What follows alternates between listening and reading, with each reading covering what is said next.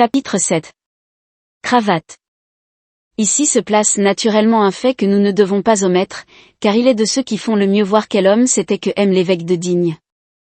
Après la destruction de la bande de Gaspard Bès qui avait infesté les gorges d'Olioul, un de ses lieutenants, Cravate, se réfugia dans la montagne. Il se cacha quelque temps avec ses bandits, reste de la troupe de Gaspard Bès, dans le comté de Nice, puis gagna le Piémont, et tout à coup reparut en France, du côté de Barcelonnette. On le vit à Josier d'abord, puis aux Tuiles.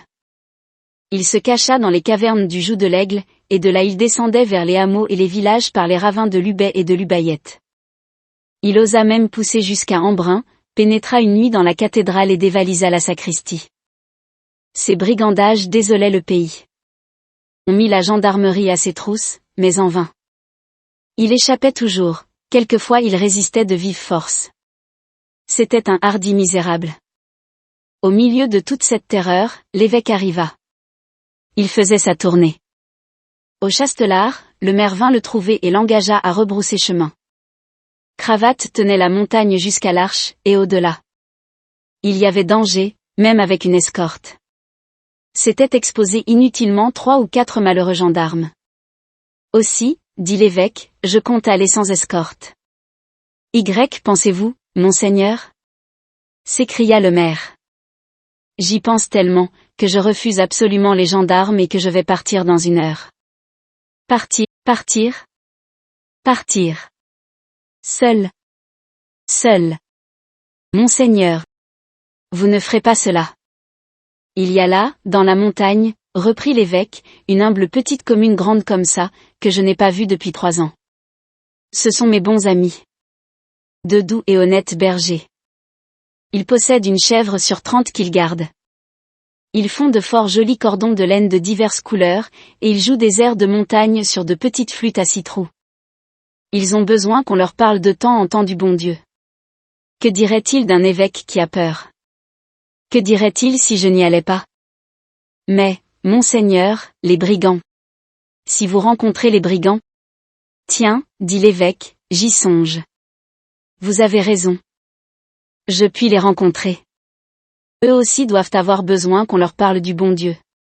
Monseigneur. Mais c'est une bande. C'est un troupeau de loups. Monsieur le maire, c'est peut-être précisément de ce troupeau que Jésus me fait le pasteur. Qui sait les voies de la providence? Monseigneur, ils vous dévaliseront. Je n'ai rien. Ils vous tueront. Un vieux bonhomme de prêtre qui passe en marmottant ses momeries? Bah. À quoi bon? Ah. Mon Dieu. Si vous alliez les rencontrer? Je leur demanderai l'aumône pour mes pauvres. Monseigneur, n'y allez pas, au nom du ciel. Vous exposez votre vie. Monsieur le maire, dit l'évêque, n'est-ce décidément que cela? Je ne suis pas en ce monde pour garder ma vie, mais pour garder les âmes. Il fallut le laisser faire. Il partit, accompagné seulement d'un enfant qui s'offrit à lui servir de guide. Son obstination fit bruit dans le pays, et effraya très fort. Il ne voulut emmener ni sa sœur ni Madame Magloire.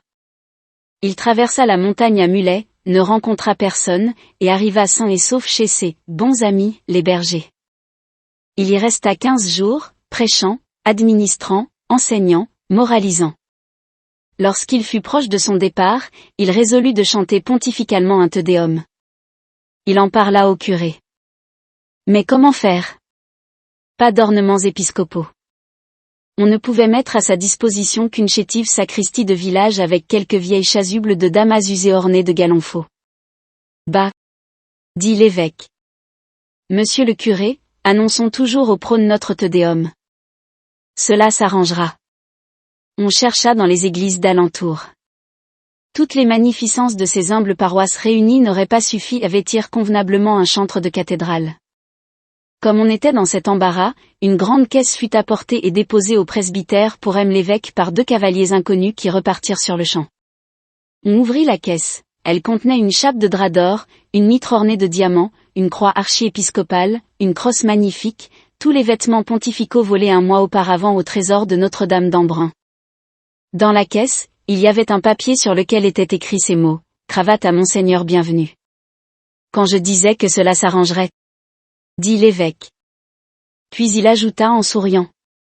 À qui se contente d'un surplis de curé, Dieu envoie une chape d'archevêque.